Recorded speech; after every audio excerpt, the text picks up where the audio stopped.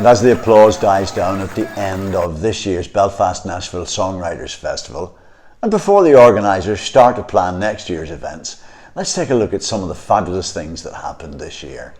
We had 30 concerts, we had over 100 talented songwriters, we had great songs, and we had some wonderful, wonderful stories. Starting with former Energy Orchard hit writer and bass player Joby Fox, who was releasing his album Woodstock at this year's festival. His excellent band included Kevin Breslin, former keyboard player also with Energy Orchard. One of the songs on the album was inspired by Joby's trip to work with refugees in Lesbos. We crossed the raging seas, yeah, yeah, yeah, yeah, yeah. This world is crazy.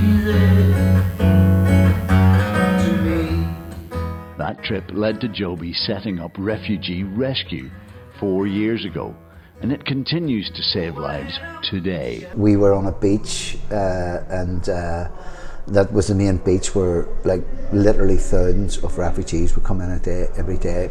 Many of them were drowned, but not many people were thinking about getting out on the water where it really counted. So I surveyed for a couple of weeks and seen some awful, terrible things happening there. There was terrible things happening every day, and I thought, well, why aren't we not out on the water? So I came back home and started campaigning for a boat, and I hooked up with a lady called Jude Bennett, another artist, Michael Cecil, who's the captain of the rattling boat. And between us all, we managed to raise £35,000 for a search and rescue vessel. And then we started getting teams from all over the world to come and serve on a monthly basis. And to this day, we're still down there in Lesbos, doing like a 6-hour patrol every day. And every week, we pick up people and save people's lives. So it's something to be very proud of course. And Lucy Bell is a big fan of the festival. She won the festival's songwriter competition last year, which earned her an Avalon handmade guitar and a trip to Nashville. This year she came back from university in England to play a headline concert at the festival and to release her next single, Lost on the Line. She also released its accompanying video, which she loved making. I made the video with the same director that did Paris, Keith McManamy. He's a delight to work with and a good friend actually. So when I asked him, I'm going to be home for 2 days over Christmas, that I'm free, can we do a music video, drop of the hat? He said, yes, absolutely, let's go. What do you need? What can we do? Where are we going? And I originally was just going to have it with other couples and it was going to focus on them. And then I realised I should probably be in my own music video. So I messaged my friend Connor and I was like, hey, do you want to be in a music video? And yeah, we had a great time. It was freezing. It was very cold. Hey baby, this time we might get it right, or maybe we'll lose our own minds. You're saying things that run about in my head, but I let you do it all again.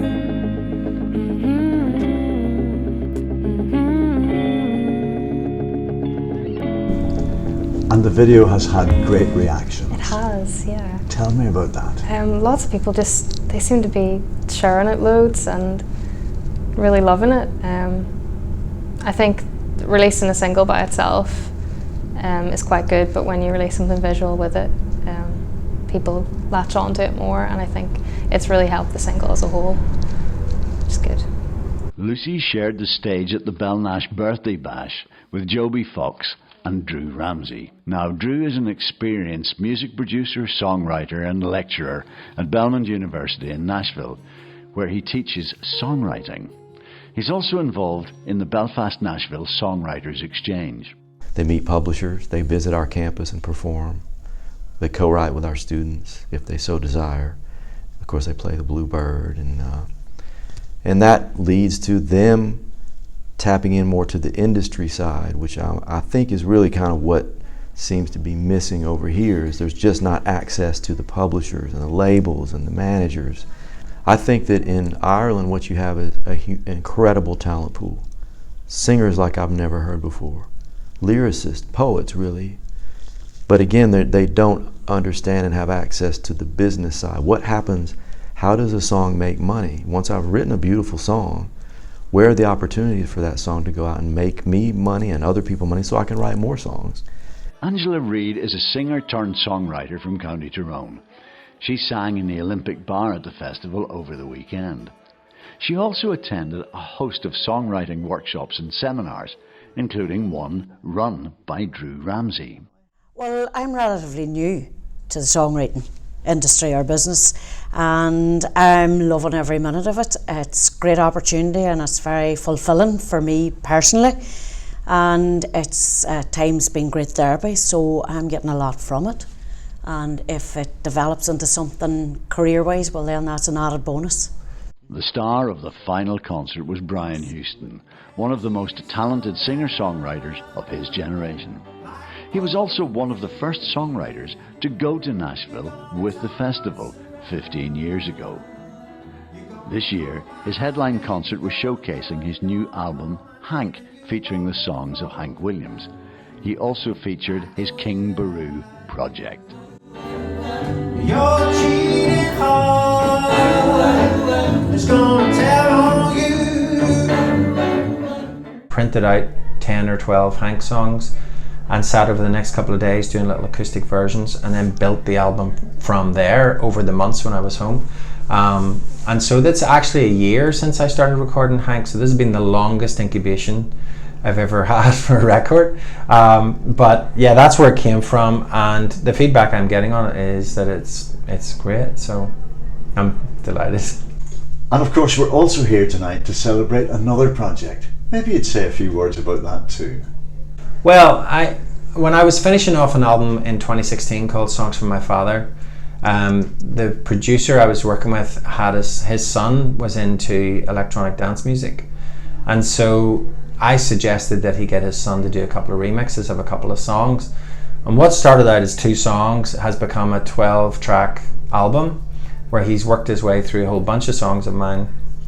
And even my son got involved producing for the first time, and we started to do these radical remixes and a completely different flavour from the original record. So it's like a totally different album.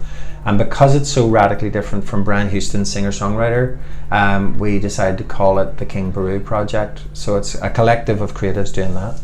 Well, it was early in the morning, just before I rose to travel. Up came a band of gunmen, and with them Captain Farrell. I first produced my pistol, for she had stolen away my rapier. But I couldn't shoot the water, so a prisoner I was taken. A mushering doomed-and-doomed-die.